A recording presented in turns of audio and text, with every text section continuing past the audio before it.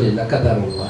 Okay, so inshallah, siguro tawagin po namin yung aming imam na dating nag-imam dito sa Masjid Al-Rumayti, na ngayon ay kasalukuyang imam sa Masjid Al-Nur sa Pusurubi, Pangasinan, at siya po ay taga Tubong Manawag at pamangkin ni General Magalong na ngayon ay kasalukuyang mayor ng Baguio City.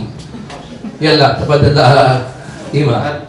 Assalamualaikum sa mga kapatid na Muslim at magandang hapon po sa ating mga panauhin na hindi pa po Muslim. So, bago po tayo mag-start, inshallah, magre-recite po ako ng isang chapter surah sa Quran na kung saan ito po ay tinatawag na Suratul Fatiha, opening.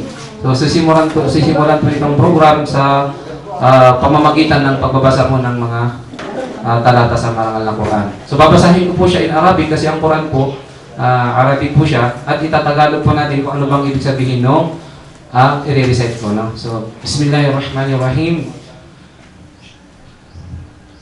Alhamdulillahi Rabbil Alamin Ar-Rahmanirrahim Maliki Yawmiddin Iyyaka na'budu wa iyyaka nasta'in اهدنا الصراط المستقيم صراط الذين أنعمت عليهم غير المغضوب عليهم ولا الضالين آمين. So, ang ibig sabihin po nun, Bismillahirrahmanirrahim, sa ngalan ng Allah, ang pinakamaawain, ang pinakamahabagin. Bismillahirrahmanirrahim. Alhamdulillahi Rabbil Alamin. Ang lahat ng pagpupuri at pasasalamat ay para lamang sa Kanya. Ang Allah, ang Panginoon ng lahat ng mga nilikha.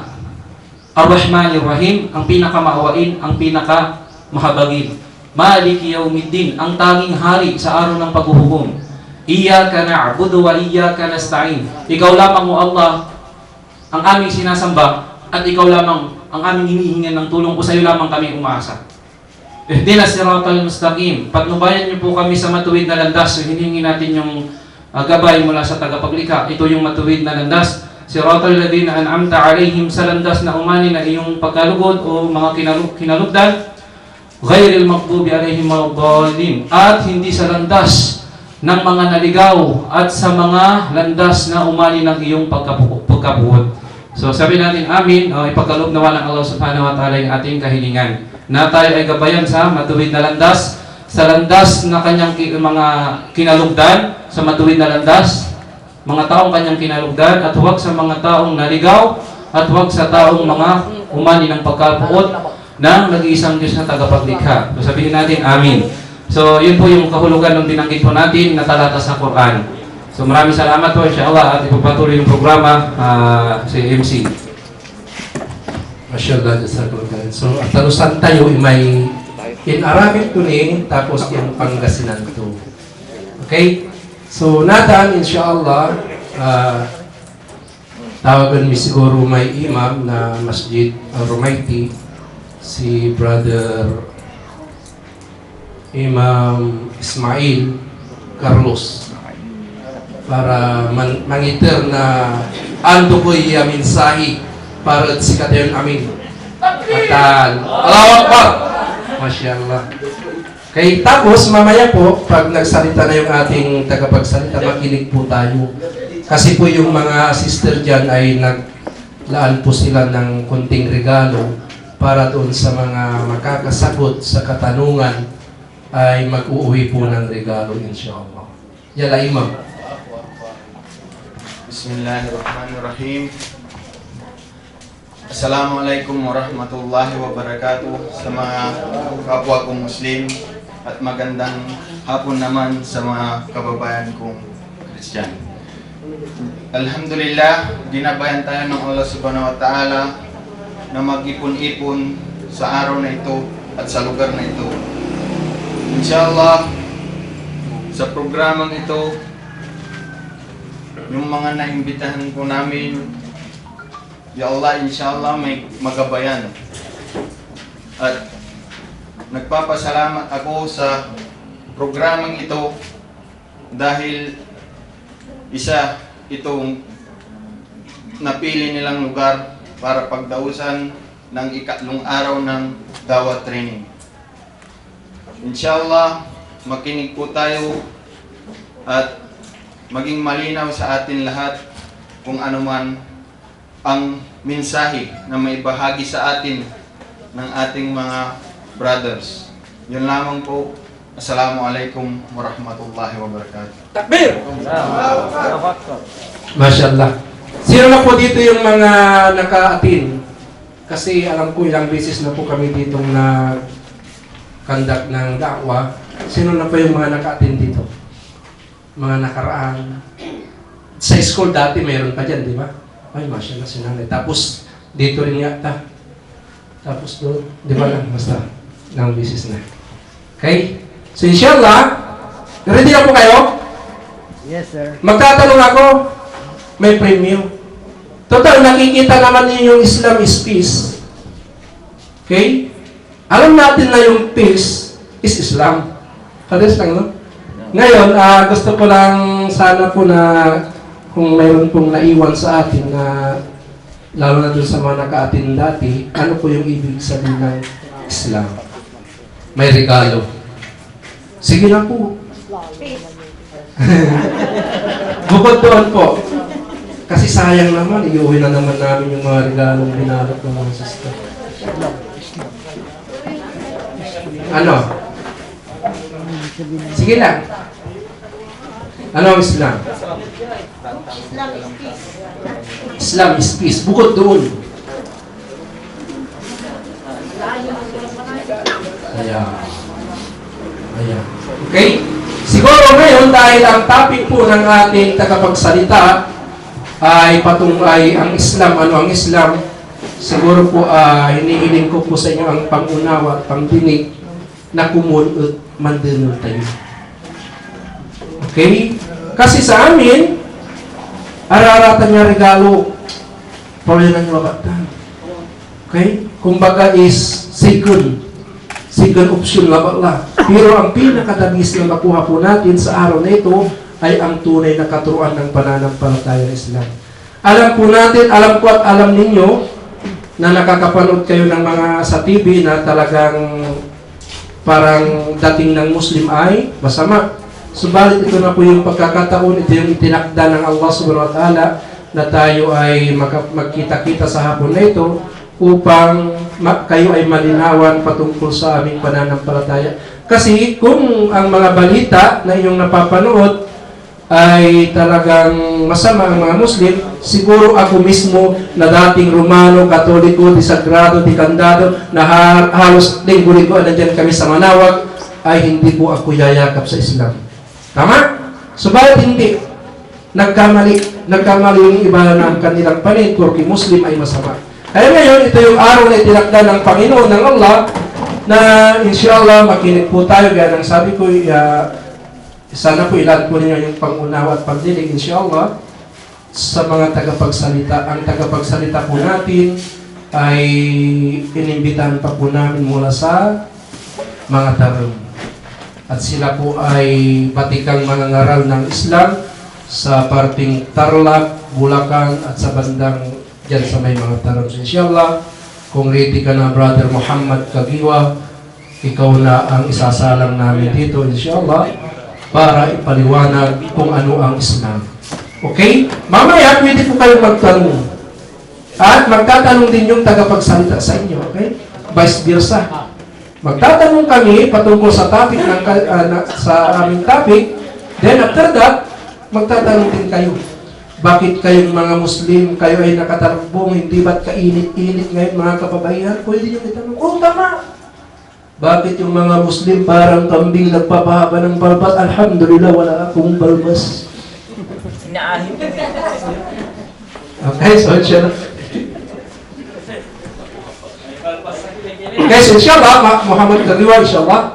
Kung ready ka na, kapatid. Masya Allah. Allahu Akbar! Masya Allah, tabaraka. Jazakallah khairan kapatid na MC. A'udzu billahi minasyaitonir rajim. Bismillahirrahmanirrahim. Alhamdulillahi Rabbil Alamin. Wassalatu wassalamu ala alihi wassabi wa man tabi'i bisanin ila yawmiddin. Ang lahat ng papuri at pasasalamat ay ukol sa Allah lamang. Siya ay hinihingan natin ng tulong at kapatawaran. Ako ay sumasaksi na walang ibang Diyos na karapat dapat sambahin maliban sa Allah. At ako rin ay sumasaksi na si Muhammad ay huling propeta, sugo ng Allah. Ang kapayapaan at pagpapala ay mapasa huling propeta Muhammad sa mga nauna sa kanyang mga kasamahan, sa kanyang pamilya, at sa lahat ng mga taong nagsitahak sa tuwid na landas hanggang sa huling araw. Bago ko po umpisa ng aking tatalakayin sa inyo, mga mahal kong tagapakinig, mahal kong kapatid sa pananampalatayang Islam, ay hayaan niyo muna akong batiin kayo ng pandaigdigang pagbati ng mga Muslim ng Assalamualaikum warahmatullahi wabarakatuh. At sa mga hindi pa Muslim, ay binabati ko po kayo ng magandang hapon sa inyong lahat. Ako po si Juan Caguiwa de la Cruz, tubong mga tarim po. At ako'y lumakap sa pananampalatayang Islam way back 2007, doon po sa Saudi Arabia. At sa hapon na ito, mahal kong tagapakinig, mga kababayan, ay amin pong ipaparating ang tungkol sa pananampalatayang Islam. Ang akin pong ipatatalakayin sa inyo, mga mahal kong tagapakinig, ay kung ano ang Islam.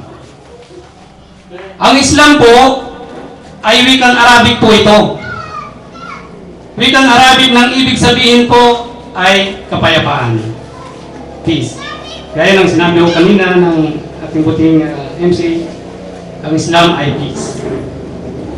Ang Islam po ay mayroong pautos na kahulugan.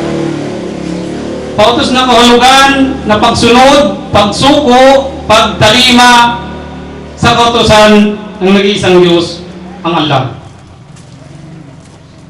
Ang Islam po ay mayroong 5 pundasyon. Ay itinayo ng 5 pundasyon ang Islam. Ang pundasyon na ito ay siyang nagpapatatag dito. Gaya po ng pagpapatayo ng gusali o bahay, nakita niyo po mga kapatid, mga kaibigan, mga kababayan, na ang bahay ay mayroong pundasyon. Sa Islam po ay mayroon din pong pundasyon upang pag dumating ang sakuna ay hindi ito basta-basta mawawasak. Gaya po ng bagyo o lindol. Ang unang pundasyon po ng Islam ay ang pagsaksi. Shahadatayn kung tawagin sa wikang Arabic. Pagsaksi na walang ibang Diyos maliban sa Allah at ang pagsaksi sa Propeta Muhammad na huling sugo. Yan po ang unang haligi o pundasyon. Pangalawa po ang sala, pagdarasal po. Pagdarasal ng mga Muslim sa buong maghapon. Pangatlo po na pundasyon ay ang pagbibigay ng zakat o kawang gawa. Ang pang-apat po na pundasyon ay som. Ang som po ay ito po yung tinatawag sa wikang Arabic na som ay ang pag-aayuno o fasting. At ginagampanan ito ng bawat Muslim. Ang pang-limang haligi po ng Islam ay ang paglalakbay sa Makkah, sa Saudi Arabia. Iyan po ang 5 haligi ng Islam. Itinayo ito upang maging matatag ang Islam. Sa Islam po ay mayroon din pong 6 na paniniwala. 6 na paniniwala na dapat kailangan paniwalaan ng mga Muslim. Una po ay yung paniniwala sa nag-iisang Diyos, nag-iisang Allah. Pangalawang paniniwala sa Islam ay ang paniniwala po sa mga anghel. At ang pangatlo po na paniniwala sa Islam ay ang paniniwala sa mga aklat, mga revelasyon na pinagkaloob sa mga propeta. At ang pangapat po na paniniwala sa Islam ay ang paniniwala sa mga sugo, mga propeta. Ang panglima po na pinaniniwalaan sa Islam po ay ang paniniwala sa araw ng paghukom. At ang pang-anim po, panghuli, ay ang paniniwala sa tinakda sa bawat isa sa atin. Yan po ang paniniwala sa Islam na dapat pong paniwalaan ng Muslim. Ang Islam po, ito ay isang relihiyon na pinagkaloob ng Allah.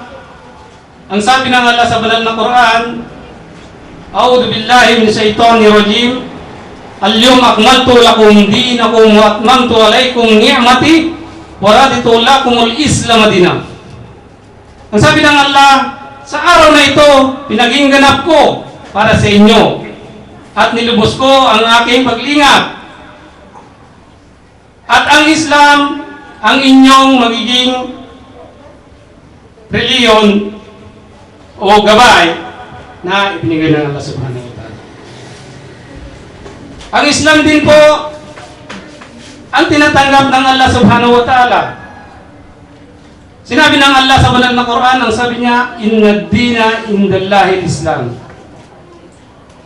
Mga mahal kong tagapakinig, sa maiksing pagpapaliwanag patungkol po sa Islam, nawa inihiling ko sa Allah subhanahu wa ta'ala, nagabayan din kayo sa reliyong Islam kagaya po namin na nandito ngayon.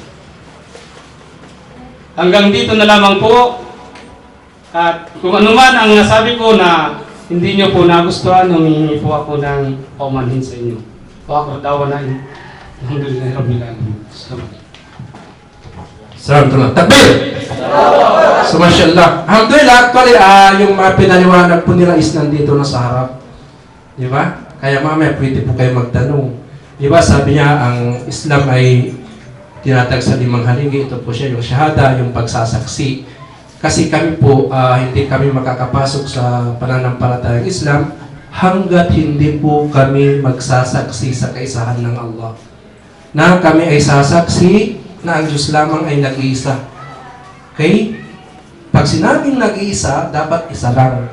Walang Diyos Ama, Diyos Anak, Diyos Espiritu. Hindi po sa sinisiraan ko po yung dati niyang yung pananampalataya. Kasi ako rin po ay galing dyan. Sa Diyos Ama, Diyos Anak, Diyos Espiritu. Subalit, ang sabi dito, isa lang. Baka mas mainam pa yung bata, tanungin mo kung ilan ang Diyos, sasabihin niya isa. Pero sa atin na may edad, kung minsan, alam natin isa, subalit, pag tayo nagdarasal, Diyos Ama, Diyos Anak, Diyos Espiritu, ilan ang Diyos doon? 3. Doon sa 3, sino yung naglikha sa inyo? Hindi ba magulo? Hindi, natawa si sister. Okay? So, after that, nabanggit ko yung sa sala, yung pagdarasal. Ang pagdarasal, ito po yung ikalawang haligi at ito ay sinasagawa 5 times a day.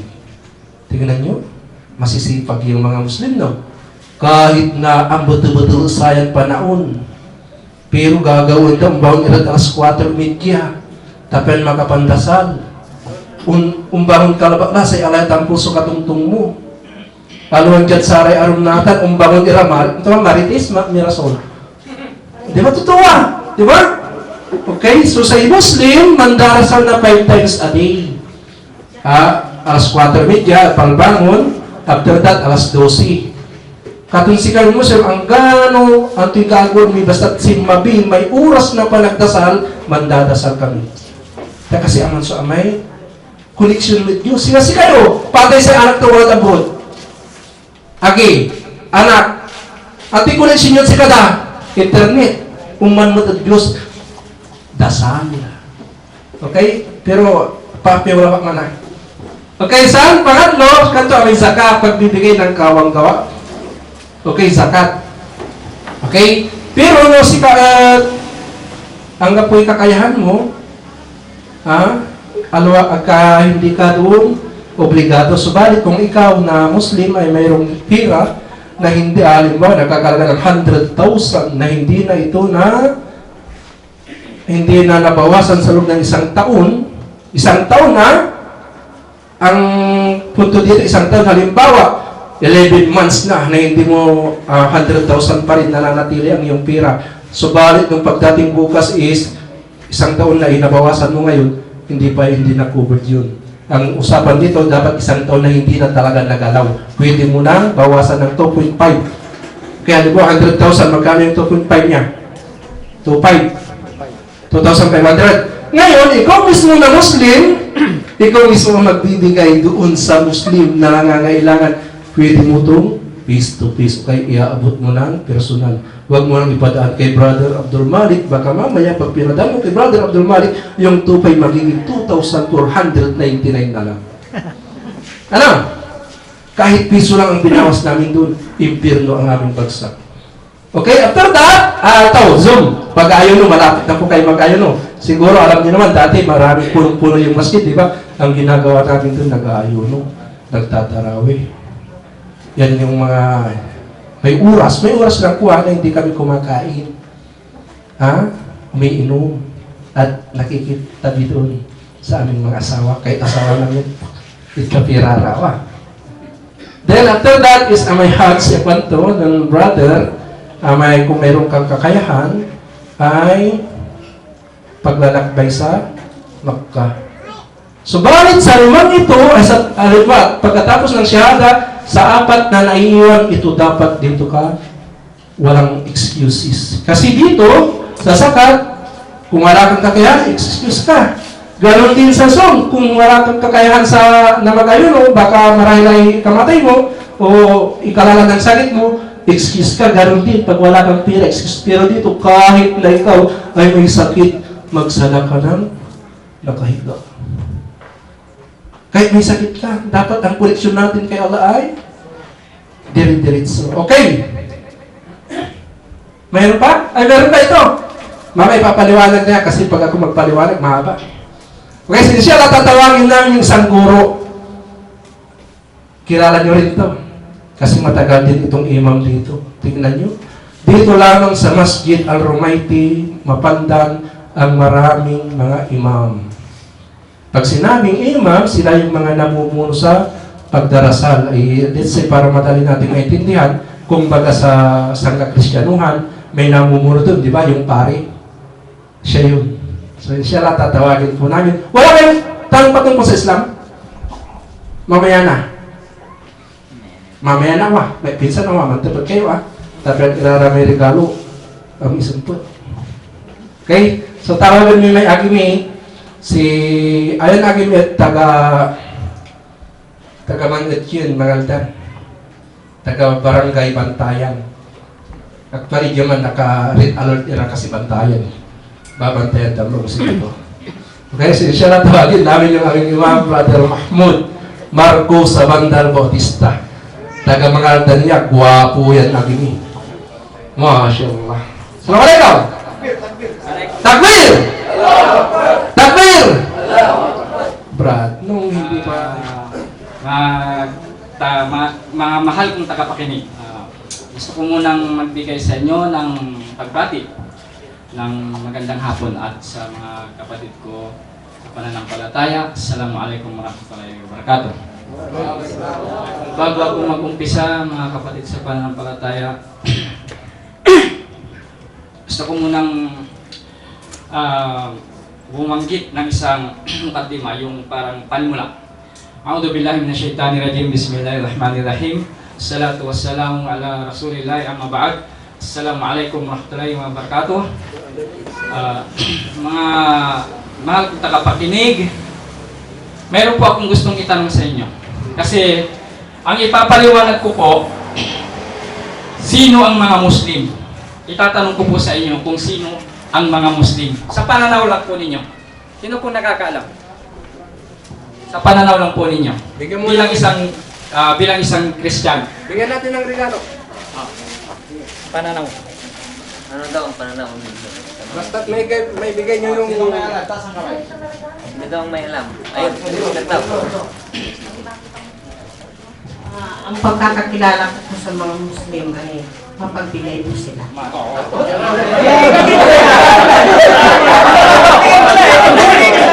pa po? Ano pa po? Meron pa? Hindi ko muna yan.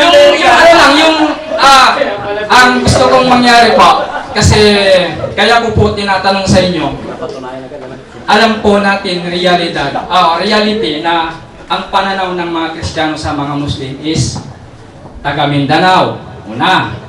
Isa pa, terorista, di ba? Ganon.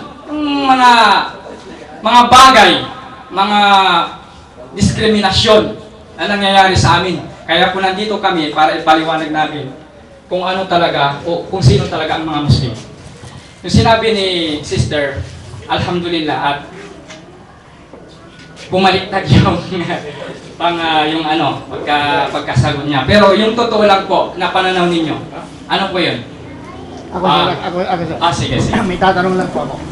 Well, may tanong po na po. Bakit po ang talaga po ang Muslim pwedeng mag-asawa basta kaya sustinto? Itanong ko na po yan. Mamaya na po yan tatapigin. Ang gusto ko lang pong malaman sa inyo kung ano ba talaga. Porkit ba nakasuot ng abaya, Muslim na? Porkit ba mahaba ang balbas, Muslim na? Porkit ba nakasuot ng tope, yung mahaba, Muslim na?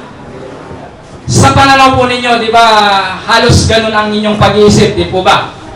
Hindi po. Ngayon ipapaliwanag ko na po kung sino ang mga Muslim. Ito po yung mga nilikha ng Allah o ng Diyos na tagapaglikha na kusa o likas na sumusunod sa Kanya. Halimbawa, paglikha niya ng tao, ang tao, likas na sumusunod sa Kanya, yun yung tinatawag na Muslim. Halimbawa, sabi niya kasi, sabi ng Allah subhanahu wa ta'ala, pagka Muslim ka, yung taong sumusunod at tumatalima sa kanyang mga kautusan. Kaya naman, kahit sa inyong parte ng inyong katawan, mga mahal kong tagapakinig, ang parte ng inyong katawan, ang inyong buhok, tumutubo yan sa kagustuhan ng Allah subhanahu wa ta'ala, ng Diyos na tagapaglikha. Ang iyong kuko, ayan, tumutubo din yan, kahit nagupitin nyo yan, kahit magkuko kayo, everyday yan, may tumutubo dyan sa inyo. Kaya yun, matatawag po sila ng Muslim. Kayo, na mga Kristiyano, Muslim din po kayo kung hindi nyo lang po nalalaman. Bakit po? Kaya kami, hindi po kami matawag na revert Muslim o bininyagan sa Muslim. Bakit po? Kasi nung dumating si Ferdinand Magellan, ano ko lang yung history ng Pilipinas, no? Nung dumating po siya, lahat po tayo Muslim. Nung dumating lamang po si Ferdinand Magellan dito, dala-dala niya ay Kristyanismo. Ay pinalaganap niya dito sa Pilipinas hanggang doon sinubukan din niyang sakupin ang Mindanao. Ngunit hindi po niya nakayanan sakupin ang Mindanao. Kaya naman, nung hindi niya masakop dito sa Luzon, dito siya nag-focus. Nasakop niya ang Luzon. Kaya lahat ng tawag dito ay balik Islam. Bakit po? Una, Muslim. Sinakop ng mga Espanyol, naging Kristyanismo. Bininyagan siya. Tapos naging kami bumalik na pagka-Muslim. Kasi ako po dati, isa din po akong Mormons. Kung hindi niyo pa alam. Mormons din po ako. At balik Islam po ako sa Saudi Arabia, sa May Taif, ng 2013. Kaya po, ako palaging tinatanong bakit ko daw binalikan yung pananampalataya na Islam. Sabi ko, noon pa man, naghahanap na ako ng tunay na pananampalataya. Kasi, yun nga, lahat naman tayo maghahanap ng tunay na pananampalataya. So, ngayon, andito na po kayo, alhamdulillah, tinakda ng Allah subhanahu wa ta'ala na maipaliwanag sa inyo kung ano o kung sino ang mga Muslim. Kaya, kung meron po kayong mga katanungan, mamaya po, inshallah, tatalakayin po natin yung mga katanungan. Kagaya ng tanong ninyo, brother, mamaya po, maghintay lang po kayo. Hanggang dito na lamang po kasi medyo, yun lang po ang alam ko eh. Kaya, apadal ya Sheikh. Mashallah sa kahaba-haba ng kanyang pagpapaliwanag patungkol sa Muslim. Bakit po nasabing napakahaba yung kanyang pagpapaliwanag?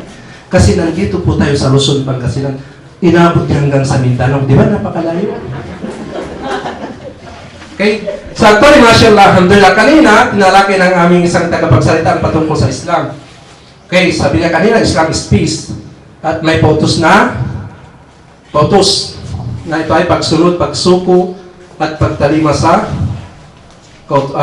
isang tagapagsalita. Ngayon, yung isa naman, Muslim.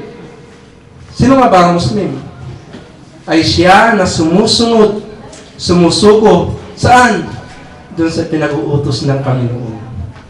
Kaya sabi niya kanina, hindi po kaya ang isang tao ay nakatakiya, mahabang balbas, yung mga sister is nakatalukbong ay Muslim na. Hindi. Kasi hindi po yan ang nagpapamuslim sa tao. Ang nagpapamuslim sa tao ay kung siya ay talagang sumunod, sumuko, tumalima. Subalit, kung ikaw ay hindi sumunod, tumalima, nakakalungkot na ikaw ay tawagin sa Muslim. Okay? So, inshallah, meron pa ba? Right. Okay. Ano yung topic niya? Quran. Mashallah, tabaraka. Meron pa pala tayo. Ano ang Quran? Buti na lang hindi natin tinalakay yung Quran. Ito. Okay? Sa Kristyanismo, ano po yung pinangahawakan natin kasulatan? Bible. Sino po dito yung Iglesia ni Cristo? Masya, yun. Dating muntik na maging ministro ng Iglesia ni Cristo. Pero hindi ko alam kung anong nakain niya at pumasok sa Islam. Sino ang born again? Sino ang Katoliko?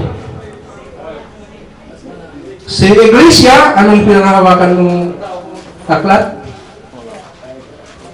Wala, hindi Bible? Bible. Sa inyo po? Bible po. Doon mo sa Katoliko. Nako. Pero bakit kayo magkakaiba-iba ng paniniwala? Hindi para magwan ako. Di ba? Born again. Pag pupunta ka sa born again, hindi sa paninira po sinasabi ko lang po. Sabi nila, silang maliligtas. Punta ka doon sa Iglesia ni Cristo, silang maliligtas. Punta ka doon sa Katoliko, silang maligtas. Bakit? Ano bang tinuro ng Bible sa Iglesia, sa Katoliko, sa born again? Magkakasalungat ba? Hindi. Sige. Mamaya hindi lang po yan. Okay, pero kahit saan napapayahan, pahapyaw lang po yun. Okay? Ngayon, sa Islam po kasi, aklat po ay tinatawag na Quran. So, inshallah, makinig po tayo. Ganun sabi ko, mag-take note po kayo. Kahit isa na po ang makakuha ng mga papel nyo na yan, basta't siya ay may tanong, nalinawan siya patungkol sa kasagutan ng inyong katanungan, okay lang po sa amin yun. Okay? Yala, tatawagan namin si Brother Ibrahim. Ito naman ay Tubong Pangasinan. Pero doon po sa binarunan niya. One. Sino Ilocano dito? Apo? Ayo, makawatan tayo mo. Kung dati kami puro Ilocano. Okay, so mashallah. Mashallah. So ano po yung topic mo, brother? Takot na makayanan natin, mapaliwanag natin ang banal na Quran. Okay, so inshallah makinig po tayo ha. Okay. A'udzu billahi minasyaitonir rajim. Bismillahirrahmanirrahim. Nahmadu wa nusalli ala rasulillah karim, amma ba'd. Assalamualaikum warahmatullahi wabarakatuh sa mga kapatid ko mga Muslim. At magandang umaga o hapon naman sa inyo mga kababayan. Ako po ay taga Binalunan. Ang ngalan ko po ay si Wheeler Moran at sa Islam ay Ibrahim. At ang aking asawa taga Siyarda, Bilasco. Dito lang kami, malapit kami sa ospital. So, tatalakayin po natin ang Quran. Ang Quran po ay ibig sabihin ay basahin. Ang Quran po ay ibinabato bilang guide sa sangkatauhan. Tulad po ng mga nangunang kasulatan, ito po ay aming pinapaniwalaan sa riyan, totoo na dialect ng Diyos. Dahil wala pong ibinaba ang Diyos sa salita na Tagalog. Dahil kahit kailan walang Pilipinong propeta. At lalong-lalo na walang English. Bakit? Wala naman po Amerikano na propeta. Ang mga propeta po, ang kanilang dialect ay tatlo lang. Hebreo, Aramaic kay Jesus, at ang huli, ang banal na Quran. Dahil ang banal na Quran, ang salita ng propeta Muhammad sallallahu alaihi wasallam ay Arabic. Nakuha po natin? So, paano po natin pananiwalaan ng isang salita na wala ang orihinal? Sipin nyo nga po kung ang presidente nagpadala sa atin ng kasulatan Bisaya, no? Mindanao si Duterte.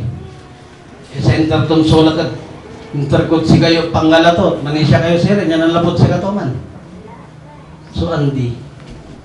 Again, sinunutin nyo pangalatot sir, si Duterte. Ganon din ang salita ng tagapaglika. Bago natin paniwalaan ng isang bagay, dapat mayroong proof, malaking katibayan. Sa dinami-dami ng mga aklat na binabasa ko, dahil ako dati ay Katoliko, Rizalista, born again, Mormon. At ibinaglit ko ito dahil sa iisa ang aming binabasa, iisa ang tinutukoy nilang Diyos na tao pa.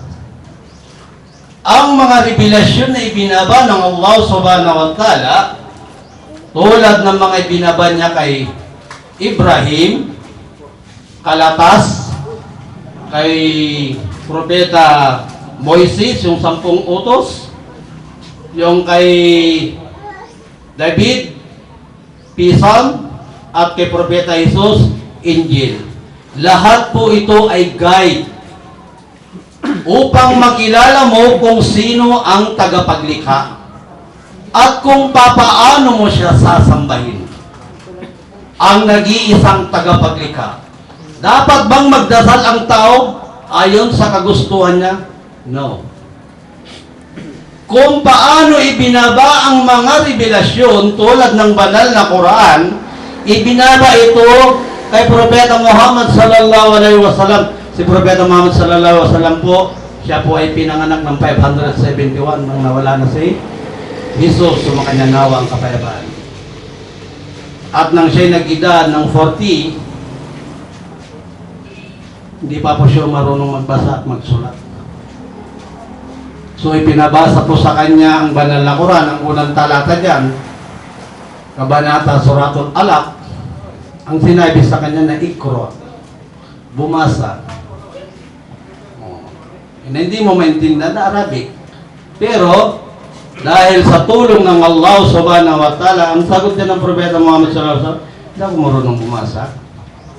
Pero ang kapangyarihan ng nag-iisang tagapaglikha, walang imposible. Tayo nga, nilikha niya tayo mula sa dalawang tao. Di ba? Lalaki, babae. Si Jesus, nilikha niya mula sa isang tao. Yung dalawa, nilikha niya mula sa lalaki, sa alikabok, na may tubig, putik, at sa iba, nilikha niya mula sa radyang. So, walang imposible sa kakayahan ng Allah, subhanahu wa ta'ala, nag-isang tagapaglikha, na kapag nanaisip niya, kahit isa ka pang mangmang, bakit? Nilikha tayo, pinakamataas utak. Ulo, ang laman ng ulo, utak, ang silbi ng utak. Pagmuni-munian po natin ang bawat naririnig natin na pag-aaralan natin dahil po ito ay inaalok namin sa inyo dahil ito ang relihiyon na makapagliligtas sa atin. Ang banal na Quran po ay salita po ito ng Allah subhanahu wa ta'ala na mag-umpisa ang Propeta Muhammad sallallahu alaihi wasallam ay 40 years old, natapos po ang banal na Quran, hindi po isang libro na ibinabato. Ibinababa po ito ng dahan-dahan upang maunawaan ng Propeta Muhammad sallallahu alaihi wasallam at may palaganap niya sa sangkatauhan. Dahil ang Propeta Muhammad sallallahu alaihi wasallam, siya ang pinakahuling propeta na isinugo ng Allah. Wala nang darating. Kaya sabi ng Allah subhanahu wa ta'ala sa kanya, Ikra bismi rabbikal ladzi khalaq. Bumasa ka sa pangalan ng Panginoon mong tagapaglikha. Madali lang yun pumasok dahil sa kapangyarihan ng Allah. Madaling mabigkas ni Propeta Muhammad sallallahu alaihi wasallam, madali niyang basahin at kailanman ay hindi niya ito nakalimutan. Dahil ang propeta po, lahat ng propeta ay meron silang mga himala. Di sila paniniwalaan kung walang himala. Tulad ni Propeta Solomon, siya ang pinakamatalinong propeta na nakakausap niya pati langgam. Nakakausap niya mga hayop. Si Moises naman, wala namang kapangyarihan yung tungkod niya, tinuro niya lang ang dagat, nabiyak. Dahil ito sa kapangyarihan ng Allah subhanahu wa ta'ala. Ganon din si Jesus. Si Jesus, bumuhay ng patay. Dahil hindi nabalsamo si Lazaro. Sino makakabuhay ng patay na nabalsamo sa panahon natin? Wala. Kung yun ang pagbabasihan mo, bakit ang mga doktor nakakagamot, nakakabuhay, may mga tanim nabubuhay. Mga manggagamot nakakabuhay, diba? So hindi yun ang basihan, ito ay mga himala. At ang Quran po, sabi ng Allah subhanahu wa ta'ala, pinatunayan niya po ito na salita niya bilang patnubay sa ating sangkatawan.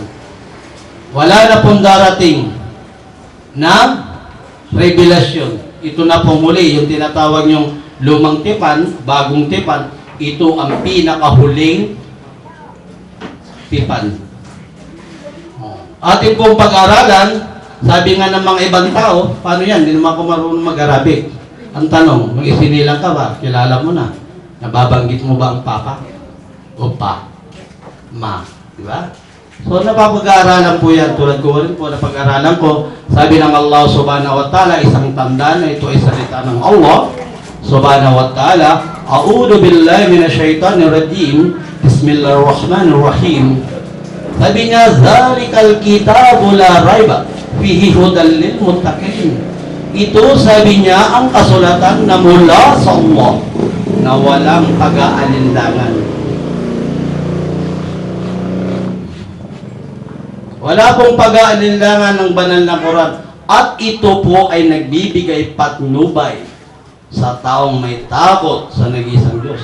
Naniniwala tayo, iisa lang ang Diyos, di ba? Tukuyin natin kung sino ang Diyos. Diyos na magpapakilala sa kanyang sarili.